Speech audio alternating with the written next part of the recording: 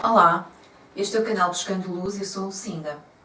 Hoje vamos tratar um tema um pouco incomum. Cada um tem o direito de não concordar com a abordagem que vou fazer.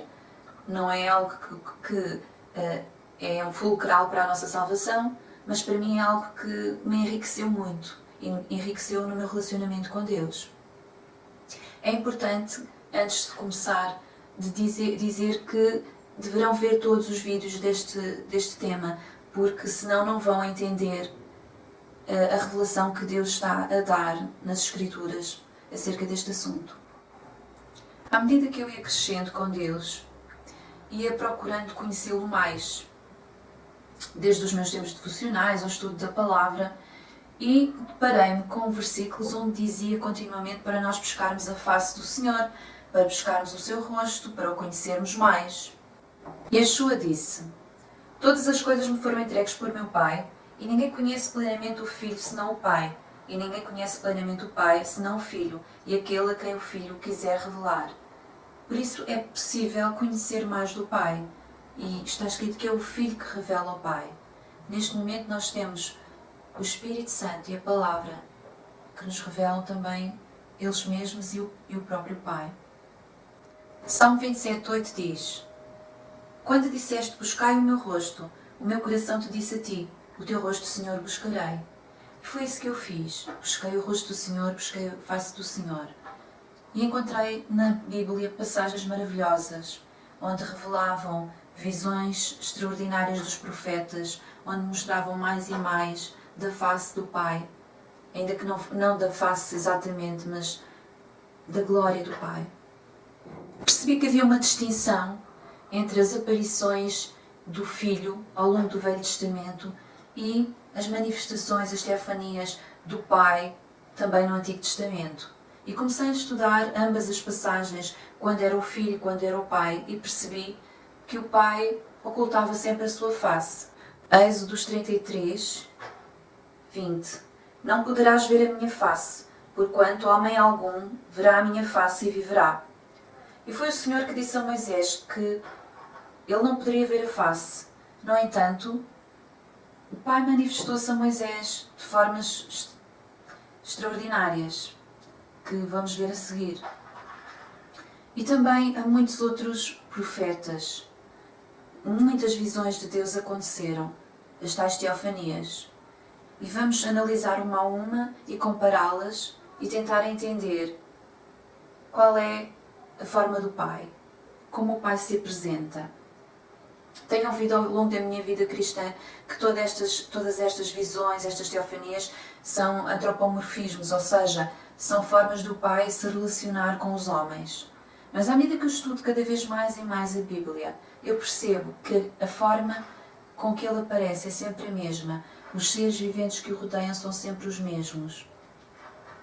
E há algo misterioso que Deus quer revelar acerca dele mesmo, porque lembremos-nos, é Ele que nos chama para o conhecermos mais. É o Filho que diz que quer revelar o Pai. Diversas passagens parecem dar-nos a entender que o Pai é invisível.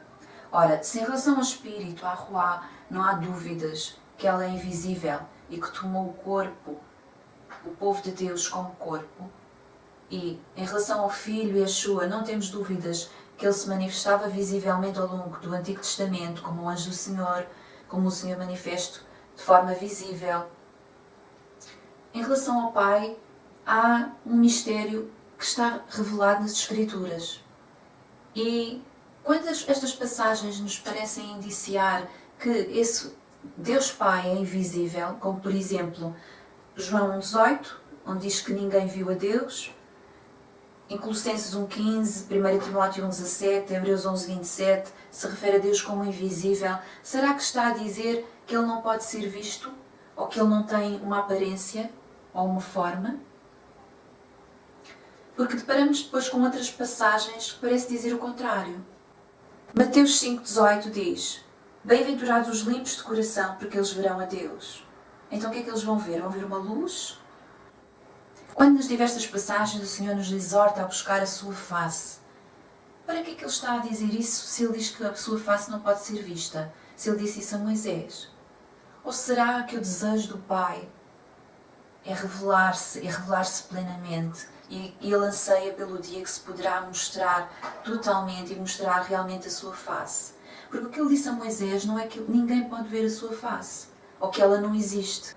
Deus disse a Moisés que ninguém podia ver a sua face e viver. No entanto, ele mostrou muito da sua glória e da sua forma ao longo de muitas passagens. A questão é se essa forma é uma forma real ou é uma forma aparente só nas visões dos profetas e só para aquele propósito da visão em si. Mas quando juntamos todas as passagens, parece-nos que é algo real, porque é sempre a mesma imagem, é sempre a mesma forma. Todo o ambiente ao redor é sempre o mesmo. Em Colossenses 1,16 diz que nele foram criadas todas as coisas nos céus e sobre a terra, as visíveis e as invisíveis. Sejam tronos, sejam soberanias, principados, potestades. Tudo foi criado por meio dele e para ele. Fala aqui de coisas visíveis e invisíveis. Estas coisas visíveis e invisíveis referem-se às coisas do mundo material que nós vemos e as coisas invisíveis que nós não vemos. Para nós, os anjos são invisíveis. Deus é invisível. Até Cristo neste momento é invisível.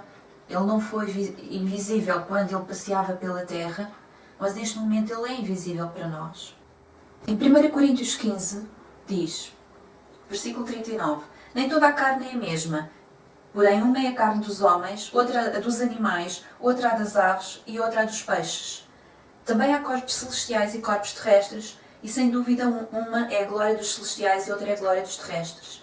Quando eu estou a falar de uma forma revelada do Pai, quando Ele se revela aos homens, não estou a dizer que Ele assume uma forma corpórea igual à dos homens, ou que Ele, na glória, tem uma forma corpórea igual à dos homens. Eu estou a dizer que Ele tem uma forma com a qual se revela.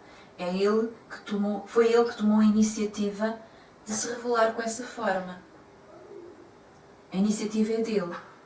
E não há nada em nenhuma das passagens que vamos analisar de seguida que nos diga que é um antropomorfismo e que não é uma forma real que ele tenha adotado para se relacionar com a sua criação. E o que eu acredito é que ele, alguns na eternidade, quando decidiu criar, ele tomou esta decisão também de adotar uma forma com a qual se poderia relacionar com a sua criação. Com a criação material, com as coisas visíveis para nós, e com a criação imaterial ou espiritual, que são as coisas invisíveis para nós. Então, existe um céu, Paulo diz que foi ao terceiro céu, e lá, certamente Paulo teve visões de coisas maravilhosas, não sabemos o que aquilo viu de Deus porque ele não descreve. Mas existem coisas invisíveis e corpos celestes, assim como há corpos terrestres e coisas visíveis para nós. João 6,46 diz, não que alguém tenha visto o Pai, senão aquele que é vindo de Deus, só ele tem visto o Pai. Portanto, o Filho, Yeshua, tem visto o Pai antes de vir encarnar. Mateus 18,10 diz, vede, não desprezeis a nenhum destes pequeninos, pois eu vos digo que os seus anjos nos céus sempre veem a face de meu Pai, que está nos céus. Está a falar das crianças. Os anjos das crianças sempre veem o Pai e veem a sua face, coisa que não é permitida aos mortais. O que não quer dizer que as pessoas depois de morrerem não possam ver a face do Pai, porque a única coisa que o Senhor disse é que não poderia ser vista a face e o homem viver. Então, os anjos, o Filho e os homens depois da morte podem ver o Pai. Não há nada que diga que não podem ver a face do Pai. Logo, Ele não é invisível e pode ser visto. Só que Ele é invisível para nós, que não o vemos de momento. Se eu tiver um familiar que está num país distante e eu falar com ele pelo telefone, eu não o vejo. Para mim ele é invisível. No entanto, se eu me encontrar com ele um dia, ele deixa de ser invisível e passa a ser visível. É isso que acontece com Deus. Ele não é invisível intrinsecamente, mas é na sua aparência temporariamente. Quando chegamos a Apocalipse, no culminar de todas as coisas, está escrito que nós vê-lo-emos e conheceremos, dizem em 1 Coríntios, conheceremos como somos conhecidos, plenamente como somos conhecidos. Um argumento que defende a invisibilidade de Deus é o chavão de que Deus é Espírito. Que Deus diz, Jesus, Yeshua, disse à samaritana que Deus é Espírito. Mas o facto de estar escrito que Deus é Espírito não significa que o Pai seja invisível. O homem é Espírito e isso não invalida que tenha uma aparência e uma visibilidade, que tenha um corpo, uma forma. Nós somos espíritos feitos à imagem e semelhança de Deus, com forma. E o Pai tem revelado nas Escrituras também a sua forma. Quando em Gênesis 1:26 é dito que o homem foi feito à imagem e semelhança de Deus, e o termo que lá está é Elohim, pode ser também neste aspecto da forma, porque, como vamos ver nas várias visões, a aparência da forma do Pai não é muito distinta da aparência dos homens, só que não podemos dizer que o Pai tem uma aparência humana, porque é o contrário, o homem é que foi feito à imagem e semelhança de Deus. Então, quando nós nos olhamos no espelho, olhamos e vemos a imagem de Deus, nós somos a imago Dei, a imagem de Deus na Terra. Claro que eu nunca disse nem vou dizer que Deus Pai tem um corpo de homem. Não é isso que eu estou a dizer. Como eu já li, há corpos celestes, espirituais e corpos físicos. Mas existe claramente uma forma que é revelada, que o Pai assumiu para se relacionar com a sua criação. O céu, o lugar celestial onde Deus habita, o tabernáculo celestial que Moisés viu e imitou. É um lugar real onde Cristo, onde o Filho Yeshua está com o seu corpo glorificado, um homem, com as marcas nas suas mãos, com um corpo como nós teremos, um corpo de homem está um lugar real, um lugar espiritual, mas real, onde cabe um homem. E também está o Pai, com a sua forma e todos os seres criados desse lugar espiritual, esse vasto mundo espiritual. O mundo espiritual não é só um lugar santo com uma sala do trono, é um mundo vasto, com muitas coisas que nós não podemos imaginar.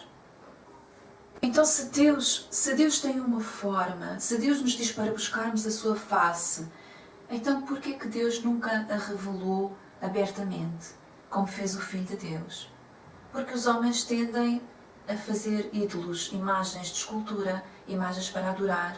Em Romanos 1:23 diz de mudar a glória do Deus incorruptível, em semelhança da imagem de homem corruptível, e de aves e quadrúpedes e répteis. Então, Deus não quer que façam imagens de homens e digam, este é Deus, e adorem a imagem de escultura. No entanto, o homem tem feito isso. Mesmo que Deus tenha ocultado a sua face, o homem continua a idolatrar, e de uma maneira terrível. É interessante, quando o Filho de Deus encarna, existe a passagem de Filipenses que descreve a sua encarnação. E diz assim, tendo em vós aquele sentimento que houve também em Cristo Jesus, o qual, subsistindo em forma de Deus, não considerou ser igual a Deus coisa a que se devia aferrar. E então diz que depois ele tomou forma de homem, mas ele tinha forma de Deus. Qual é a forma de Deus? É a forma do Pai. Ele já se revelava abertamente como o anjo do Senhor, como o Senhor, a Abraão, a Isaac, etc. E ele tinha forma de Deus. Então, ele tinha essa forma de um corpo espiritual, de uma essência espiritual. O Filho é da essência do Pai, é feito da essência do Pai. Mas o Pai também teve manifestações visíveis ou semivisíveis que vamos ver agora de seguida. Vamos ver um pouco sobre Moisés e as visões que Moisés teve, não do anjo do Senhor na sarça ardente, mas as revelações do Pai. Temos que ter aqui esta distinção muito presente sempre.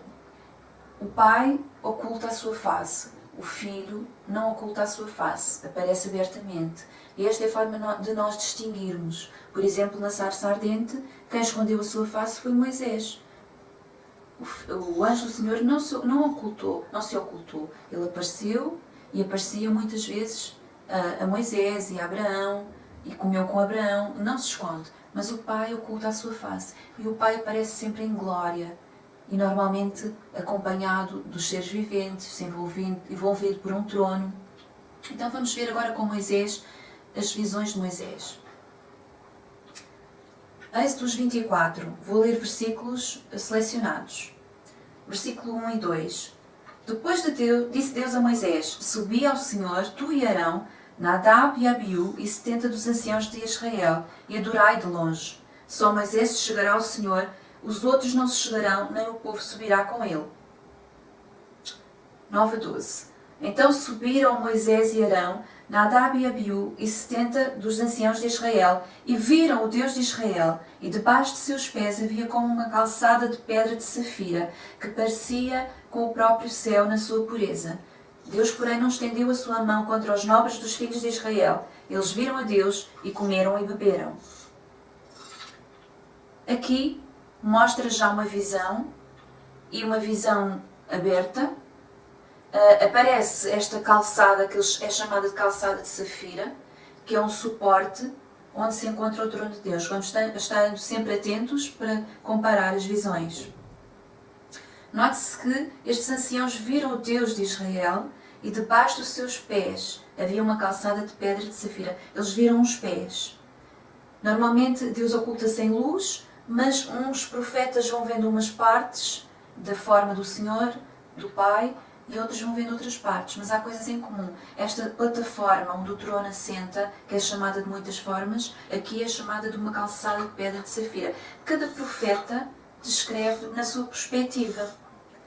A forma, eu posso ver a mesma coisa que outra pessoa, mas a descrição que eu vou fazer vai ser diferente da outra pessoa. Então cada visão é preciosa porque podemos comparar todas as visões.